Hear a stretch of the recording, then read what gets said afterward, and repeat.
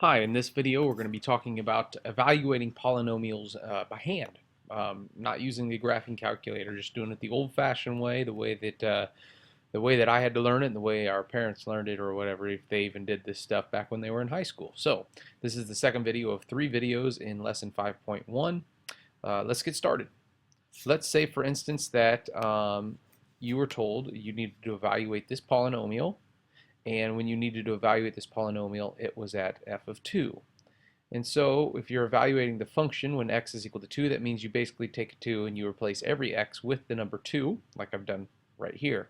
And you'll notice as I go through these that if it's in red, that's a new step from the previous one. So this becomes f of 2 is equal to 2 times 2 to the 4th minus 3 times 2 cubed plus 2 times 2 squared plus 5 times 2 minus 4. Big mistake that is often made here is that people will tend to cube, for instance right here, not only the 2, but they'll also cube the 3. They'll take 3 times 2 and make it 6, and then take 6 and cube it.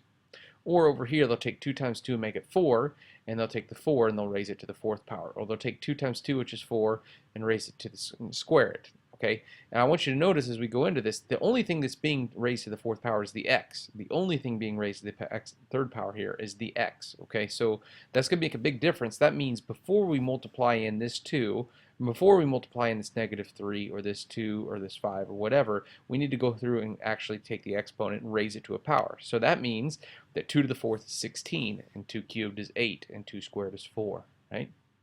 Notice I haven't multiplied that 2, 3, 2, or 5, right?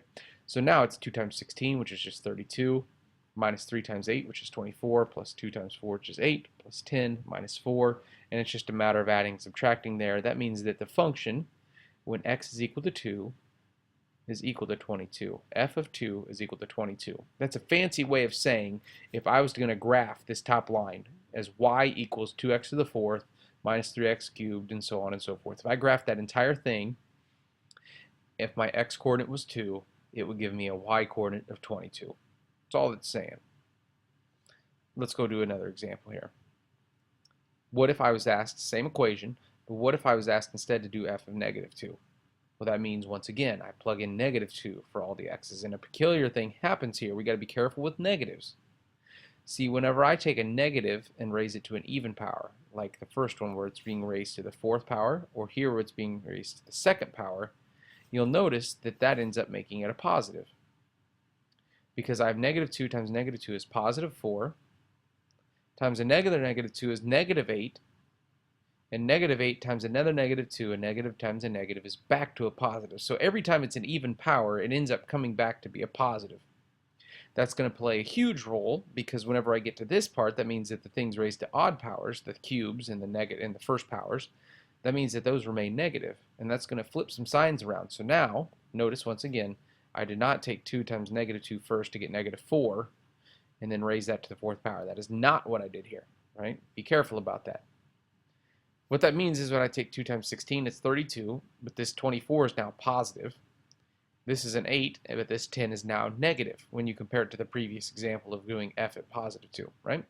And now when I add and subtract, I get different numbers. It's x is equal to 50. So negative 2, positive 50 is an xy coordinate that would be on this graph. Sometimes a little bit easier than that. Let's take a look. Another example. What if I have 2x minus 3 and that whole thing is cubed? The trick is just paying attention to when are you actually going to cube it. And so here what I'm going to do, if I want to evaluate, say, f of 3, that means I'm going to replace the x with a 3. I'm not ready to cube until I simplify that stuff inside the parentheses. So first thing I got to do is take 2 times 3, that'd be 6. 6 minus 3 would give me 3, and now I'm ready to cube. 3 times 3 is 9, times another 3 is 27. F of 3 is equal to 27. One more example, what if instead of doing positive 3, I did negative 3? Same process, replace the x with a negative 3. 2 times negative 3 is negative 6. Negative 6 minus another 3 is negative 9, and negative 9 times itself 3 times will be negative 729. So as long as you can remember to plug in a value for x, to go ahead and raise that to a power before you combine it with its coefficient in front of it, like we did with the 2 and the negative 3 in this example. Don't combine them until after you've replaced it. Or in the previous examples, don't combine them until after you've taken this -2 and cubed it, for example. Then you can multiply by the -3. If you can remember that, and you can do some simple addition, subtraction, and you can work with positive and negative signs, you're going to be just fine with this kind of stuff.